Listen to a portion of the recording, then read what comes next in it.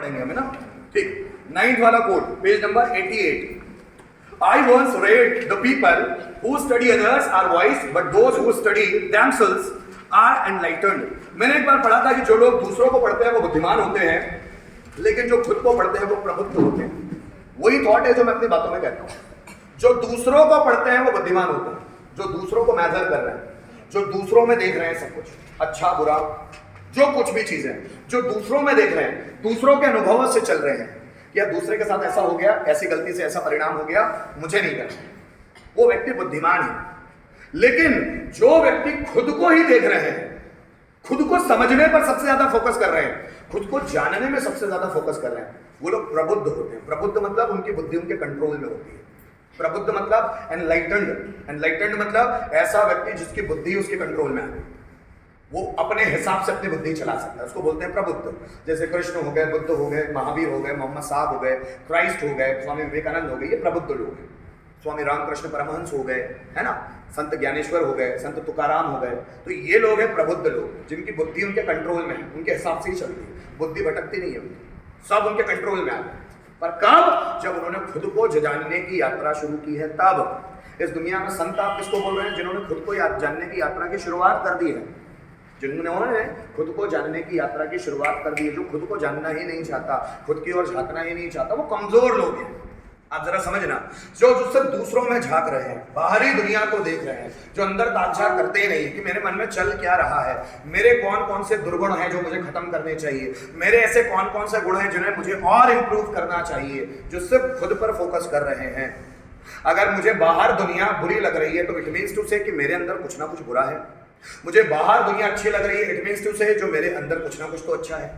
याद रखना, life is the reflection of your thoughts. Whatever you think that reflects before you. आपके सामने वही चीजें नजर आती है जो आपके अंदर है। लाइफ आपको वैसी ही नजर आती है जो आपके अंदर है, इनसाइड। आपकी थॉट की क्वालिटी जैसी है, दुनिया वैसी नजर आएगी। थॉट की क्वालिटी, थॉट गंदे हैं, दुनिया गंदी। थॉट मीडियम है, दुनिया मीडियम। थॉट बहुत अच्छे हैं, दुनिया बहुत अच्छी।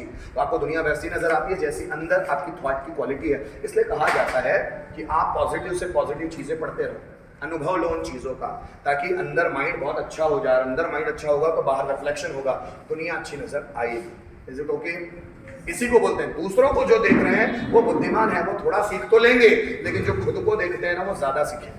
आप समझ लेना, किसी भी महान व्यक्ति ने अगर कोई आविष्कार किया है, कोई भी अगर क्वालिटेटिव पर्सन है, वो बाहर देखकर नहीं सीख रहा है, वो अंदर से सीख रहा है। जैसे भगवत गीता में कृष्ण बोलते हैं, आप सबसे पहले अपने स्वधर्म को पहचानो।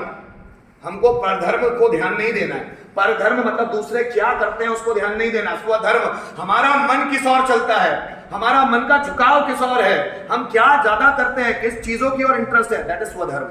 स्वधर्म का मतलब हिंदू मुस्लिम सिख ऐसा ही नहीं। स्वधर्म मतलब ऐसी चीज जो हम करना पसंद करते हैं, जो हमारे ब्लड में आ गई है। जैसे सचिन तेंदुलकर का स्वधर्म है क्रिकेट, जैसे माइकल जैक्सन का स्वधर्म है डांसिंग, जैसे ऋतिक रोशन का स्वधर्म है डांसिंग, जैसे लता मंगेशकर का स्वधर्म है सिंगिंग, जैसे सानिया मिर्जा का स्वधर्म है लॉन टेनिस, जैसा साइना नेहवाल का स्वधर्म है बैडमिंटन। आप समझ रहे हैं मेरी बात? स्वधर्म का मतलब धर्म वर्म हिंदू मुस्लिम सिख ईसाई से नहीं है। स्वधर्म का मतलब है कि आपके अंदर से जो आता है वो है स्वधर्म। आपके अंदर से अगर लोगों के लिए जलन आती है, जलते हैं आपको, वो आपका स्वधर्म है। अगर आपको आपके अंदर से लोगों के लिए अच्छापन आता है, भलाई की भावना आती है, तो वो भी आपका स्वधर्म है। हर एक व्यक्ति अपने स्वधर्म से बंधा हुआ है, लेकिन वो परधर्म पर ज्यादा, कि उसने बिजनेस शुरू किया, मैं भी करूंगा तो मेरा भी उद्धार हो जाएगा, वो उसका धर्म था। वो परधर्म है जो आपको सुख नहीं देगा। भगवत गीता कहती है कि परधर्म आपको कभी भी सुख नहीं देता। जब आप दूसरे के फील्ड को देखते हो, अपने फील्ड का चुनाव करते हैं, जब आप दूसरे की चॉइसेस को देखते हो, अपनी चॉइस बनाते हैं, दूसरे के डिसीजन को देखते हैं, अपने डिसीजन बनाते हैं, तो वो आपको हमेशा दुखी रहेंगे, दुखी रखेंगी वो चीज़। जब आप अपने डिसीजन अंदर से आते हुए बनाते हैं कि वॉल्ट डिज्नी को लगता है मुझे पेंटिंग बनानी चाहिए, वो अंदर से आता है, किसी को देखकर थोड़ी ना बना रहा है कि वो बना रहा है इसलिए मैं भी बना लूँ, वो ज्यादा पैसे कमा रहा है इसलिए मैं भी कमा लूँ, नहीं, अंदर से आती है। स्वधर्म मतलब वो आपका खुद का धर्म है, अंदर से आती है आपको चीजें कि आपको टेनिस खेलना है कि बास्केटबॉल खेलना है कि वॉलीबॉल खेलना है कि लॉन टेनिस खेलना है कि बैडमिंटन खेलना है कि क्रिकेट खेलना है कि बेसबॉल खेलना है। ये आपका अंदर से मन करेगा कि आपको टीचर बनना है, इंजीनियर बनना है, मोटिवेशनल स्पीकर बनना है, फैशन डिजाइनर बनना है, डॉक्टर बनना है, इंजीनियर बनना है, वो तो अंदर से आती है। लोग बाहर देखकर कि इंजीनियरिंग में बहुत ज्यादा पैसा है, इंजीनियरिंग करना चाहिए, बाहर देखकर किया, अंदर से कोई इंजीनियर है ही नहीं।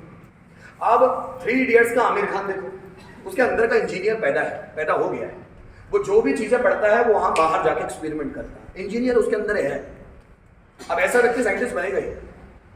इसलिए लास्ट में 3 इडियट्स में आमिर खान को जापान का सबसे बड़ा साइंटिस्ट बनाया जाता है, फुंगसुक वांगडू। देखा है? उसके अंदर से आ रही है। और दूसरे जो दोस्त थे जैसे फरहान और राजू, फरहान का मन इंजीनियरिंग में बिल्कुल नहीं है, लेकिन बाप ने बोला है कि वो गुप्ता जी का लड़का इंजीनियरिंग कर रहा है, तू भी कर।